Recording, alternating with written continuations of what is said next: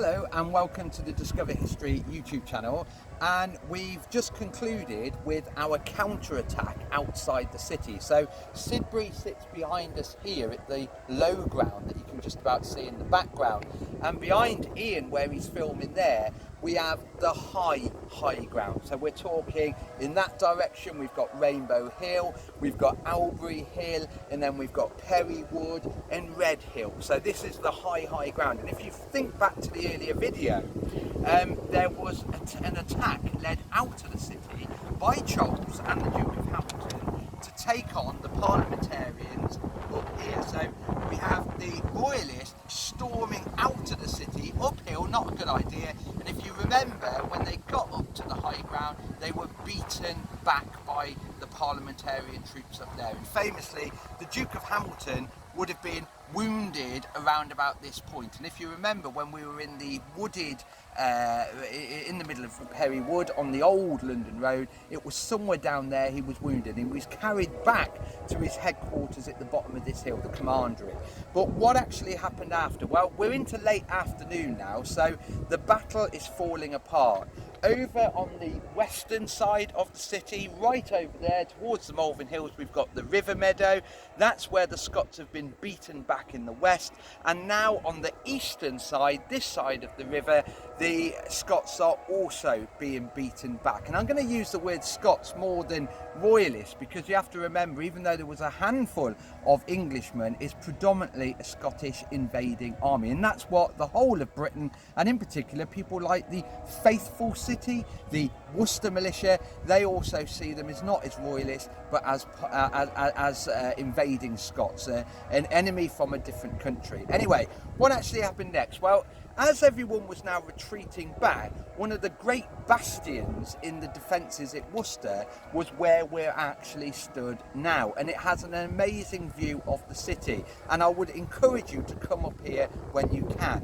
We're actually on a place called Fort Royal Park, and it gets its name from the fact that there was a fort up here long ago during the siege of Worcester in 1646, and then later on during the Battle of Worcester in 1651.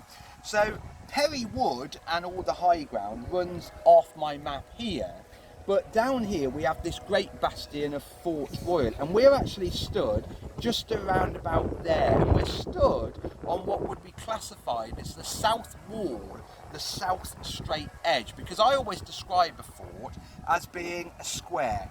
So you start with a square in the middle, sometimes referred to as a redoubt or even a blockhouse, which probably explains why the area beyond is known as the blockhouse.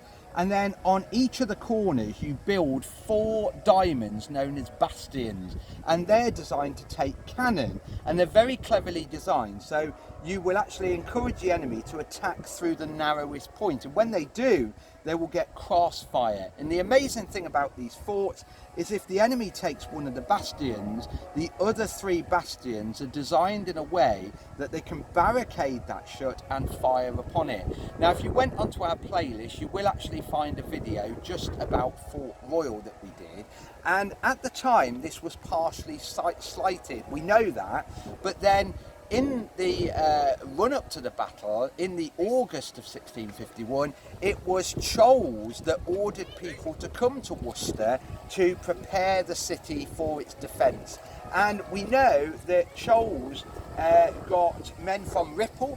Remember, we've already mentioned the people from Southwark. People from Ripple came up here and they restored or refortified this place. But the interesting thing is, most people now assume and most people now think there is evidence for this fort not being completed. So whereas it was meant to have a large ditch going all the way around the outside, very steep ramparts, storm poles hammered in, like I said, look at an earlier video on Fort Royal, it probably wasn't finished, which is probably why it fell so easily. But we know that around about 1,500 people occupied this hill, and in particular the fortifications on this site. Now, we know that when the fighting had finished outside the city. So when the Scots were fleeing in through the city bridge and into the city that way and fighting in the streets now, when the counter-attack failed at Perrywood and on the high ground at Red Hill and Albury Hill, they were all starting to either congregate here or try and get back into the city. But we know a large proportion went into this great bastion of Fort Royal, and they would have defended it. Now, we don't think they defended it for very long, to be fair, and with the cry of our Lord of Hosts, King Jesus, which was the watchword of the Parliament army on that day, troops bombarded it and stormed into the ditch and up the ramparts, and it was taken relatively quickly. And we know there was a large number of dead. Most of the garrison up here was put to death either up here or on the slope back down into Sidbury behind. Now, there's a fantastic little plaque here that illustrates what I'm talking about, the storming of Fort Royal. So what we have here is one of the bastions. So this would have been the corner point, and we have one on the right, one on the left, and two more in the distance there. And you can see a couple of features of the city of Worcester. This is Sidbury Gate, and Sidbury Gate had actually been partially barricaded shut. So there's Sidbury and Sidbury Gate. Behind that, the more hexagonal towers are of the Edgar Gate, which would have led into the old monastery that was associated with the cathedral, that had been long demolished from the time of the dissolution of the monasteries in Henry VIII. And we've also got this miniature cathedral, which people think is way out of scale. That's actually St. Peter the Great's church, just in Sidbury. But the key thing to note is obviously Worcester Cathedral. So basically the Royalists failed to break out of the city to the east. They've been beaten back, and most of them took up positions within the fort, and the fort was held out for a short period of time, and then it was stormed by the power of not only the New Model Army. Up here we know it was predominantly stormed by the militias. So the Worcester militia from our faithful city, there's no truth in this matter, hopefully you've realised that now, the Worcester militia helped storm it, along with people like the Essex militia, and it was stormed and completely taken. It was said that they pulled down the famous royalist Scottish flag, the big yellow one with the lion rampant on it. That was torn down, and it was said, and I don't know how true this is, a St. George's flag was flown above the fort to prove to everyone in the whole area that the fort had been taken and the war, and in particular the Battle of Worcester, was almost over. Now, what happened up here must have been pretty quick, because the guns up here were not spiked, and the usual thing to do when guns are probably going to enter enemy hands is you hammer a nail in the touch hole at the bottom of the gun, not the muzzle end, but the touch hole at the bottom where you light the gunpowder to fire it. The problem is these guns up here were not spiked. So the interesting thing is, as the Royalists fled down this hill back to Sidbury, back into the city, this massive bottleneck you can see in the bronze plaque here, then the guns up here, Parliament troops turned those guns around, lowered them as far down as they could get, and they fired the guns into the backs of the Scots. So very simply, they were being killed by their own guns.